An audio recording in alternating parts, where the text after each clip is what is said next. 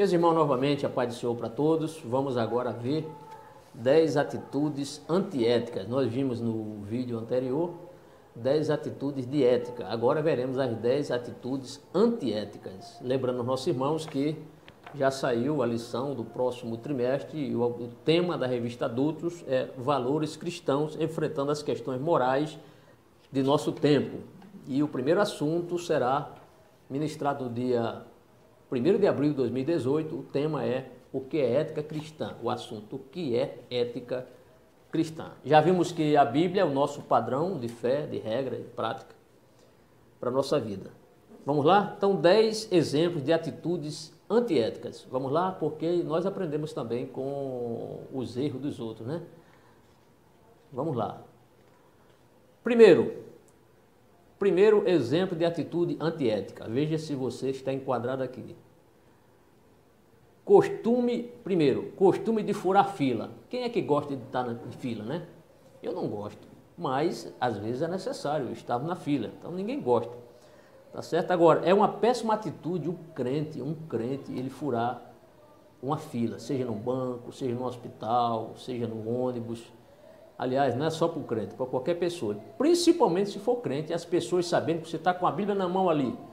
Você fura a fila, quer dizer, você está dando um péssimo exemplo de cristão verdadeiro, né? Uma atitude antiética furar a fila.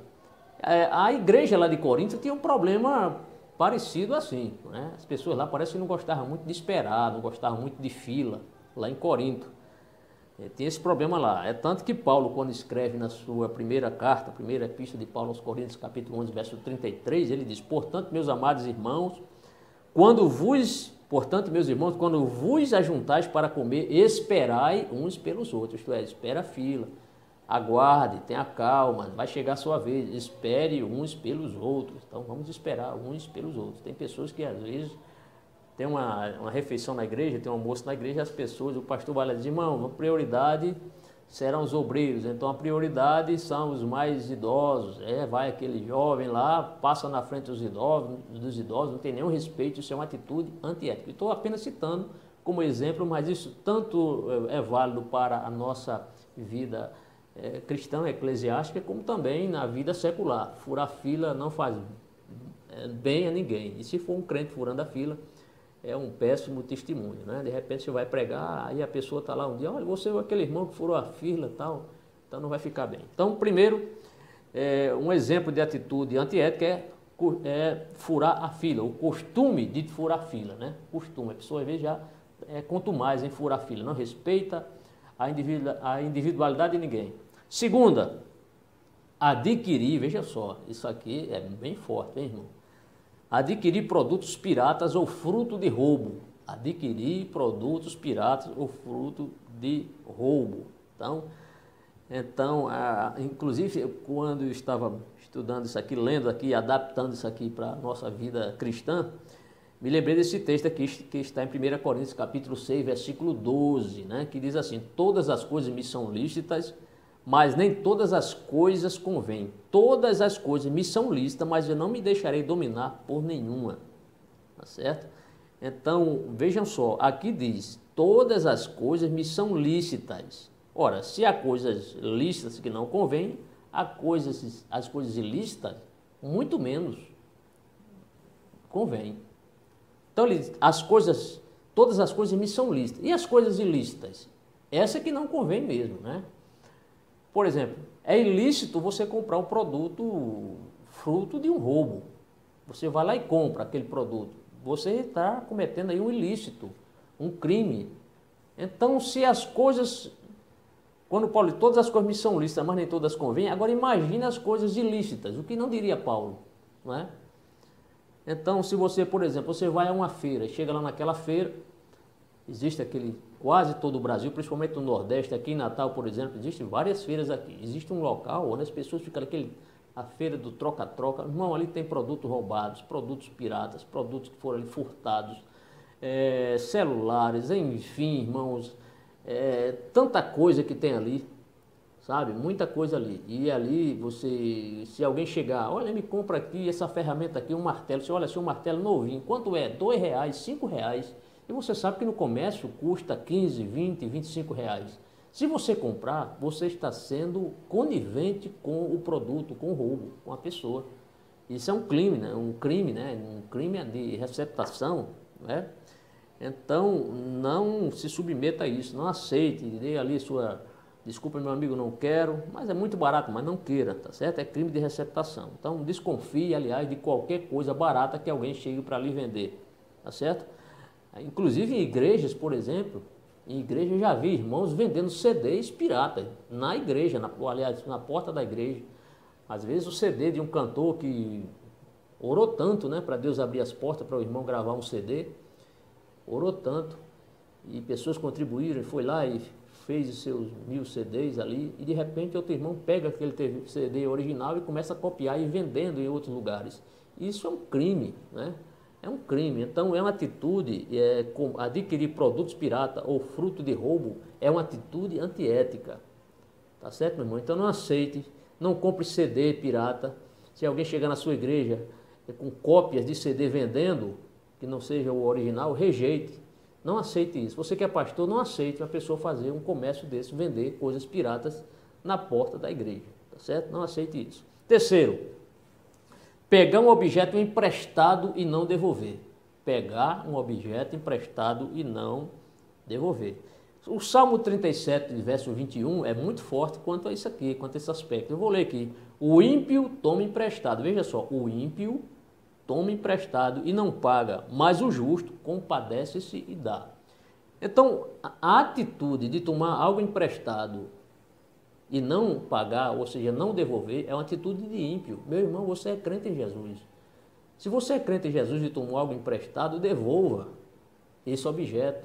Se alguém lhe emprestou um serrote sujo, você usa o serrote, limpa o serrote, né, e entrega aquele objeto limpo, né, preferencialmente afiado. Se alguém lhe emprestou um facão cego, você vai lá, dá um trato nele, amola o alicate, dá uma limpada, faz uma limpeza ali, entrega o objeto. A pessoa vai dizer, poxa, aquele irmão ali é muito cuidadoso, eu vou emprestar ele de novo todas as vezes que ele vier tomar emprestado. Mas se você, ao invés, se ele entregou a você algum objeto limpo, né, digamos, um facão bem amoladinho, e você foi lá e estragou o facão da pessoa, ainda entregou sujo, você acha que a pessoa vai lhe entregar, vai lhe emprestar de novo? Certamente que não, tá certo? Então, pegar um objeto emprestado e não devolver é uma atitude antiética, seja qual for o objeto, tá certo? Há outro texto que diz assim, ó, Provérbios 22, 7, sobre essa questão de tomar emprestado. O rico domina sobre os pobres, e o que toma emprestado é servo de quem empresta. Então, se você toma algo emprestado, você é servo enquanto você tem o objeto daquela pessoa que lhe emprestou. Por quê? Porque você tem algo que pertence a outrem, àquela pessoa, certo? Até você devolver, enquanto você não devolver, você é servo. Sobre essa questão de devolver, quando nós temos um objeto, tomamos emprestado alguma coisa, o correto, o que é ético, é nós devolvermos, claro. Eu estava me lembrando daquela atitude daquele jovem discípulo de profeta. Qual foi a preocupação dele? Quando ele foi cortar a madeira e o machado pulou fora e caiu na água e ali se perdeu, qual foi a atitude dele? Preocupação. Ele ficou preocupado. Quando ele disse, esse é o meu, era emprestado. Veja só, ele sabia que iria usar aquele machado e iria devolver aquele machado. Mas veja como ele ficou preocupado. Se fosse uma pessoa relapsa, talvez dissesse, eu não ia devolver mesmo, tanto para mim tanto faz como tanto fez. Mas não, ele estava preocupado em devolver aquilo que tomou emprestado. Tá certo? Isso está em 2 Reis, capítulo 6, verso 5, né? E sucedeu que, derribando um deles uma viga, o ferro caiu na água e clamou e disse, ai, meu Senhor. E o texto diz, porque era emprestado, isto é, preocupação. Então, é uma atitude antiética nós tomarmos alguma coisa emprestado, eu tomar, você tomar, e não devolver aquilo que você toma emprestado, tá certo? Eu já perdi muita coisa, livros emprestados, CDs emprestados, as pessoas não devolvem. Tá certo? Então, seja um crente responsável, né? Tem pessoas que às vezes querem tomar emprestado para devolver no milênio, né? Mas isso aí é uma atitude anticristã. Não quero. Não, isso aí no milênio. Primeiro a gente não sabe quando ocorrerá o milênio. Então, certo? Força de expressão aqui, mas tem pessoas assim, que quer devolver só no milênio. Não faça assim. A quarta atitude antiética, falar alto ao celular dentro de lugares públicos, né? E este eu posso confessar, é um dos meus problemas. Eu tenho um problema de audição, servi o exército mais de 30 anos e lá no exército tinha muito tiro. Eu era do pelotão, fui do pelotão de canhão, pelotão de morteiro e ali tiro real, em tiro de exercício. E muitas vezes o tiro é muito ensurdecedor e fiquei com esse problema. Mas tem gente assim, então falta é uma atitude antiética a pessoa falar alto no celular em lugares públicos, né? Está em hospital, por exemplo, ou no lugar público, qualquer lugar público, você atender o celular falando alto. Então, é preferível você ter ali o seu fone de ouvido, é muito melhor se precaver do que estar falando ali e as pessoas mandarem você falar um pouco mais baixo, certo? A quinta, ser grosseiro e ofensivo. Ser grosseiro e ofensivo. É uma atitude antiética. Tá? E aqui eu trago dois textos. Um texto está em Tiago, capítulo 1, verso 19, quando Tiago diz: sabeis isto, meus amados irmãos, mas todo homem seja pronto para ouvir, tardio para falar, tardio para se irar. Geralmente quando as pessoas falam grosseiramente, porque as pessoas estão iradas, né? Se sentiram ofendidas e ali querem revidar com a mesma moeda, da mesma forma, e ali toma atitude muitas vezes impensada, diz algo que não deveria dizer, precipita-se na palavra e ali está armada a confusão, né? A palavra branda, a palavra dita ali a seu tempo, muitas vezes com sabedoria, vai abrandar o furor, certo? Muito bem. 2 Timóteo, capítulo 2, verso 25, diz: instruindo com mansidão os que resistem, a ver se porventura Deus lhes dará arrependimento para conhecer a verdade. Muitas vezes estamos evangelizando, a pessoa vem muitas vezes com toda aquela braveza, a pessoa do mundo, às vezes com toda ignorância, grosseiramente, às vezes nos ofende, e nós devemos ter muito cuidado para nós não cairmos neste erro, né? Por quê? Porque Paulo orienta Timóteo aqui, instruir com mansidão os que resistem. Quem são os que resistem? São os oponentes do evangelho. São as pessoas que não querem se sujeitar à palavra do evangelho.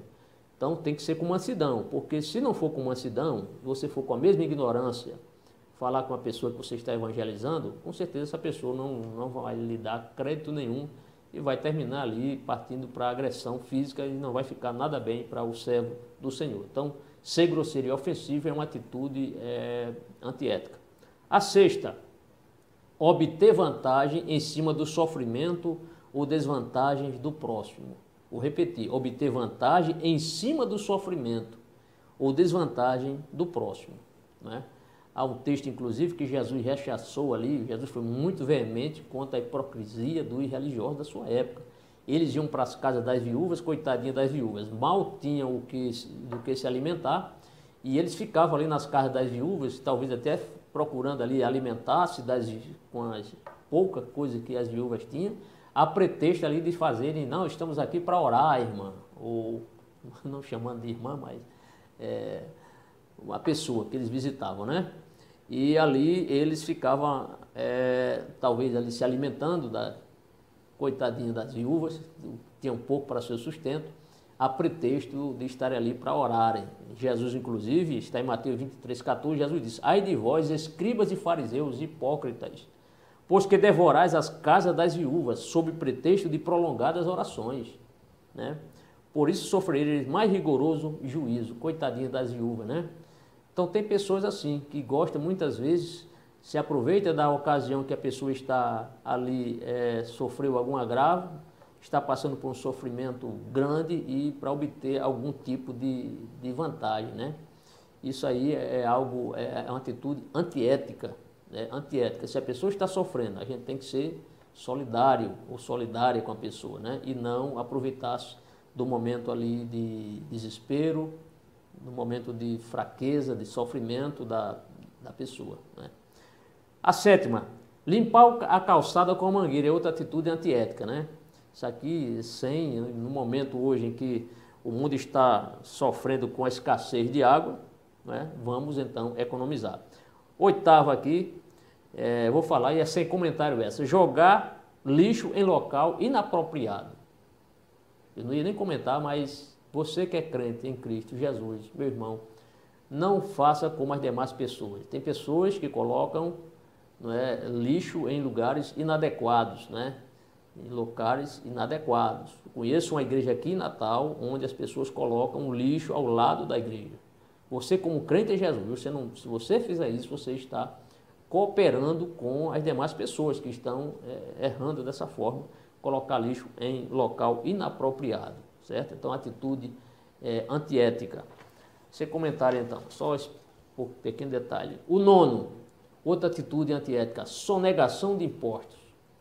Sonegação de impostos. Está se aproximando aí, né, até o dia 30 de abril, para você, é o prazo limite máximo para nós declararmos os nossos impostos, né? Os nossos impostos. Então, Jesus disse, dai a César o que é de César e a Deus o que é de Deus. Um crente que ele sonega impostos, um crente que fica procurando aí notas fiscais frias, não é? Atestados médicos, ou aliás, notas médicas, enfim, despesas com médicos que são falsas, enfim, e outras falcatruas aí para tentar tapear o leão, não é? O imposto de renda, essa pessoa precisa se converter. Porque Jesus disse, dá-lhe, pois, a César o que é de César e a Deus o que é de Deus. E o texto diz, maravilharam-se dele. Então, na época de declarar imposto de renda, meu irmão, não se desvie. Declare apenas o que você realmente tem a declarar. Certo? Declare isso. A décima atitude antiética. Utilização de trabalho infantil ou escravo. Certo? É claro que nesse ponto de vista sobre trabalho infantil, eu tenho meu ponto de vista, não é obrigado você concordar comigo, mas eu tenho meu próprio ponto de vista acerca do trabalho infantil, né? O governo está aí, as leis proibindo que as crianças, o estatuto da criança e do adolescente, proibindo que crianças, né, ou adolescentes ou crianças menores, né, trabalhem, né? Mas o que nós mais vemos aqui, pelo menos eu vejo aqui em Natal, são crianças pedintes nos semáforos, geralmente acontece nos semáforos, pedindo ali, ali praticamente pedindo esmola, né? Estão ali pedindo moedas, mas não deixa de ser uma esmola. Qual o problema de um pai, por exemplo, qual o problema de um pai que tem uma oficina e o seu filho estuda, quando o filho vem da escola, faz seus deveres de casa e o filho ali dá uma ajudar o seu pai, não é? Ajudar o pai ali na oficina. Para mim, não vejo erro nenhum nisso. Não vejo erro. O que está acontecendo muitas vezes é que essas leis hoje tiraram as crianças não trabalham mais. Muitas dessas aqui, às vezes, fica só jogando videogame em casa ou assistindo televisão, o pai trabalhando lá, dando um duro, medonho, e os filhos podendo ajudar. Mas hoje as leis nossas leis brasileiras, estão deixando as nossas crianças preguiçosas. Eu vejo nesse sentido. Tá? Que mal há uma criança ajudar o seu pai na oficina, em qualquer ambiente de trabalho onde seu pai está ali, no seu comércio, problema nenhum. Desde que não afete os seus horários de estudo, desde que aquela criança tenha seu momento de descanso, claro, todo ser humano precisa disso, mas nada impede da criança ali ajudar uma meia hora, uma hora ou um pouquinho mais, ajudar o seu pai ali. Filho, traga aquela chave de fenda, traga aquela ferramenta, desparafuse essa porca aqui, arrocha esse parafuso, aperte isso, tal, me traz isso, qual o problema? Mas hoje, infelizmente, a nossa sociedade está assim. Antigamente, nos tempos bíblicos, as crianças aprendiam o ofício do pai. Jesus, por exemplo, foi um exemplo. Jesus foi carpinteiro, herdou de quem? Do seu pai adotivo, José, a arte de ser o carpinteiro, né? Muitas vezes ele foi identificado como José, como Jesus, o filho do carpinteiro. Por quê? Porque ele aprendeu o ofício do pai. Mas, infelizmente, hoje as coisas estão muito invertidas e as leis aí estão, muitas vezes, ao invés de ajudar, estão deixando de ajudar as nossas crianças, as nossas famílias. É isso. Que Deus abençoe a todos. Forte abraço.